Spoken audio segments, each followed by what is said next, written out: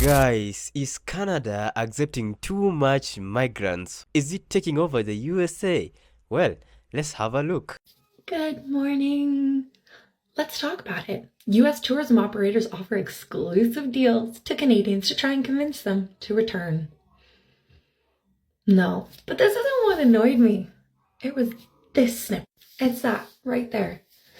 They don't like being picked on, and to be honest, I can't really blame them. It's disheartening to have something completely out of my control that is causing my business to have a major downturn. All right, now I'm gonna move me. Whee! The idea is that, hey, this is a gift from us to you to show that we care and show that we appreciate you. Okay, I'm just gonna get a couple of things out of the way. We would have appreciated if you didn't vote for Trump. Super duper would have appreciated that. Super duper would have appreciated if there was a lot more outrage in regards to the global tariffs that were completely uncalled for. But here we are. Now, to the second part of this. It's really telling that the only thing you care about is us coming to spend money there. Interesting. Almost like you need us. For a country that claims that they don't need us, they don't need anything. You guys really need a lot, hey? Yes, now, number 3.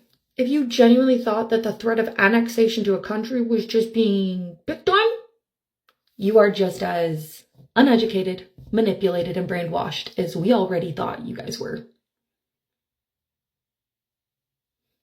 So my final sentiment is, cry some more. In fact, I want you to cry so much you can bottle it into bottles and sell it.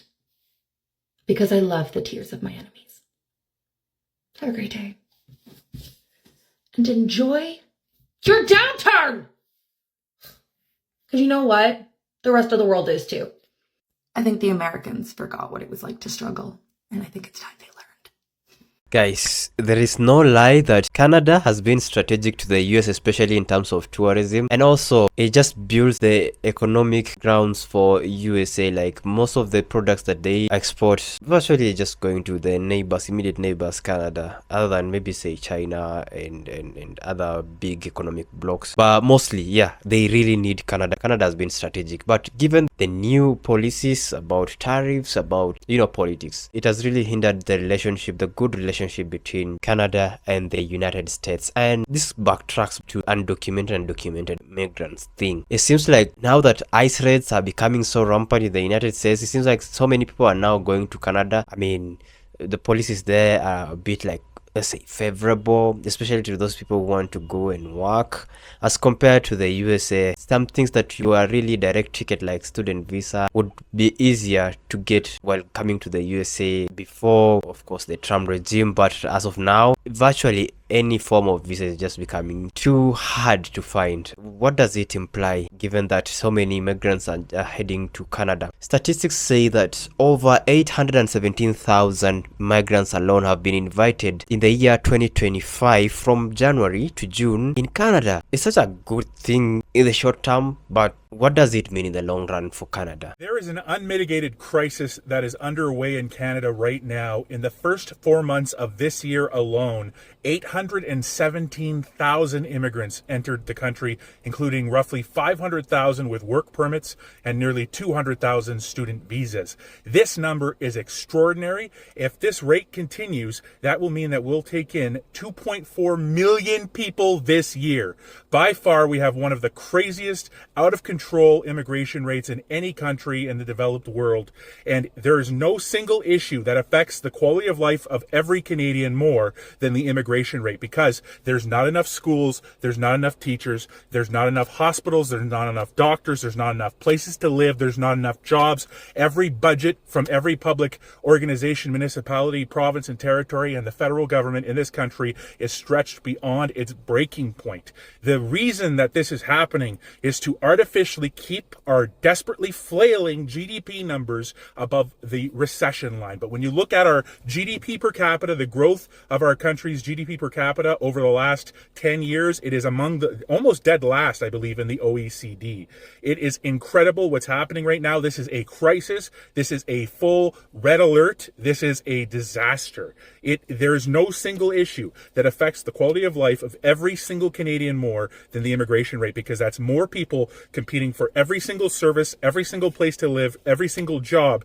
And the economy and the services are not growing nearly fast enough to accommodate 2.4 million new people a year. Not anywhere close. This is something that people need to pay attention to. This is something that we need to talk about very loudly. Mr. Carney committed to balancing our immigration system. This is not balanced. This is totally out of control, reckless, and damaging. At first, when I read this news or when I came across some articles about this whole topic, I was like, can Canada actually accommodate this amount of people that they are trying to bring in? Because I think also 2024, they brought almost the same number of migrants in. Now, if you do 800 plus 800, that is like 1.6 million in just 2 years. This year alone, we got 800, and at the end of the year, maybe we might be talking about 1 million, which if we add to the 800 for last year, it could be 1.8 2 million, and that is crazy. As many speakers have highlighted, the main issue here is amenities. Could be social amenities like schools, housing.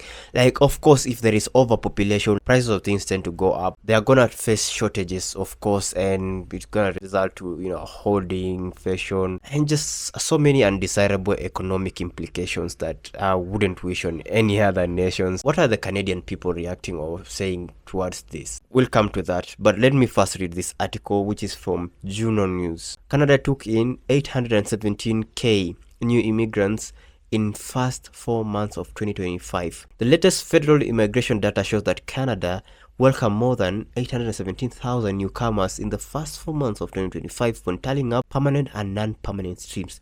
Now, between January and April 2025, 132,100 people were granted permanent residency. While 194,000 study permits and 491,400 were also given work permit, including extensions, who are finalized by immigration. Some are refugees and some others given citizenship as Canadians. Interesting, right? Canada, I'm just going to move to Canada. I'm just going to move there, live there forever, amongst the nicest people on the planet, because I can't handle some of these Aussies who are fucking assholes. Assholes! Douches! I'm really sick, by the way, so that's why I got the voice and the robe and the pants and everything, because I'm crook. I'm not feeling well. But I'm moving to Canada. Well, I want to move to Canada. I would like to. And I can just I'll live amongst the best people in the world and build a snowman and just do cool shit and see a moose. I want to see a moose. I want to pet a moose and say, one can dream. One day, I'll make it over there and it'll be the best thing I've ever done. You see, that opinion there, that from that lady, is how so many people are feeling right now. Those people who cannot gain entry to the United States, their last resort is definitely Canada. And I was just looking at an article from MSN, and they were simplifying the statistics, and it just says proportion of permanent residents in different immigration categories. Now, we've got economic, sponsored family, settled, refugees, and others. In 2024 alone, for those who have come to Canada because of jobs, they are termed as economic, the one in red. Them alone in 2024 were 62.7%. Then for the sponsored family, 20.1%. For resettled refugees, we got 15.3%, and others is just 1.9% in 2024. Now in 2025, this is where things now get crazier. For economic alone, is 64%, which is like 1.3% increase if you want to be precise. Sponsored family is 21.2%, which is a 1.2 or 1.1% increase. Resettled refugees a little bit reduced, 11.3%. Maybe some people have filed for economic reasons right now, who knows. And then others who I'm assuming now are being given permanent citizenship, which is 3.5, an increase from 1.9% in the year 2024. These are just crazy statistics. It just shows how Canada's landscape in terms of immigration is just gonna change. Within the first 4 months of 2025, over 817,000 200,000 people have been welcomed to Canada.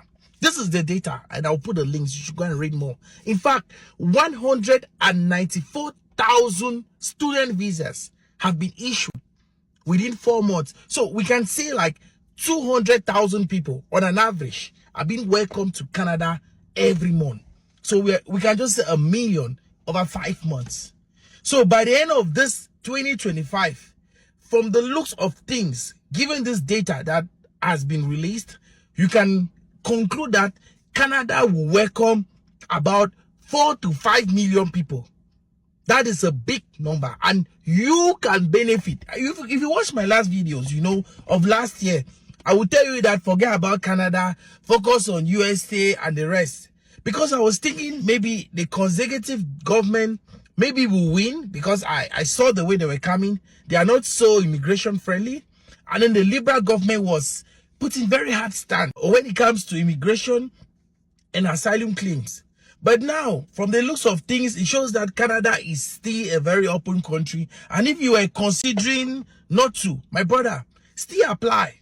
Still go through the express entry. Still consider the caregiver program and still follow up, because there is hope. Now you see how people are reacting. They are still inviting each other, even though they know that it's already full. And I think Canada is one of those countries that has become extremely expensive in the recent years. Going from 2020, from the COVID years up to now, Canada has been always in the increase. Like, prices of commodities there are skyrocketing and they're just unaffordable. It seems like there is going to be an issue of unemployment. But anyways, some of the key concerns, of course, we've mentioned are housing and cost of living, which 69% of Canadians believe immigration makes housing harder to find and more expensive. When you come to healthcare and social services, 65% think that immigration strains healthcare and education, but 50% also say that it will help grow Canadians' workforce. This goes back to that person who said that maybe the premier, or is it called the prime minister, wants Canada to build its GDP.